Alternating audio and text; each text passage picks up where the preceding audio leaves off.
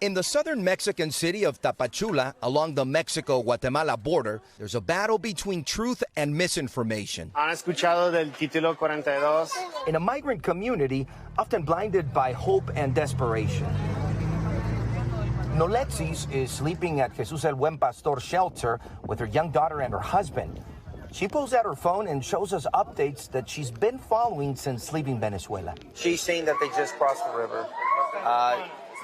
This is the kind of stuff that they see, and a lot of migrants are thinking, okay, well, if they're crossing, maybe I can go and I cross myself. Noletzis is one of 1,200 migrants at this shelter, where every spot is taken, many of them by children. Outside, dozens more camp out in the blistering heat. Their despair soon turns into intrigue as aid workers begin handing out papers explaining the legal process of border crossings. So Josue is doing an information session right here, very informal. People walked up and started listening to him. He's holding some sheets of paper. Those sheets have a diagram that explains what would happen if they're detained by American authorities once they reach the U.S.-Mexico border. Organizations like the Coalition for Humane Immigrant Rights now targeting misinformation that often comes by word of mouth or online. Migrants tapping into social media groups to coordinate travel plans and head north. Like this post asking who wants to sign up to create a caravan from Nicaragua to the U.S. Do you think that the large amount of misinformation that is spread among migrants is causing more migrants to go to the U.S. border right now? Yes, I do think that it has definitely an impact in moments. Why is the misinformation pushing more migrants to go to the border? Because they'll use any kind of big date.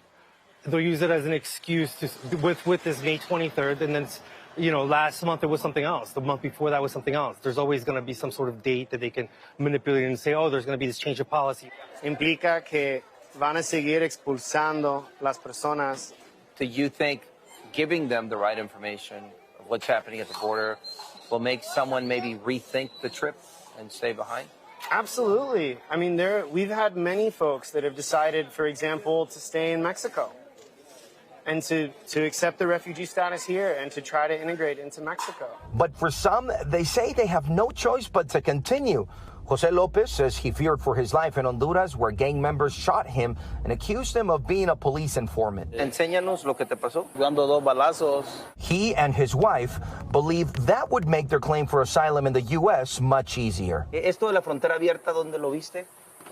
Aquí lo vi por dónde? Por teléfono. ¿Pero en dónde? En Facebook. So he says he read a comment on Facebook saying that the border was open. And there's a lot of messages that are exchanged where people say, come to the border, it's open. Moments later, we reveal to him Title 42 remains in place. His reaction turns to confusion, and he changes the topic.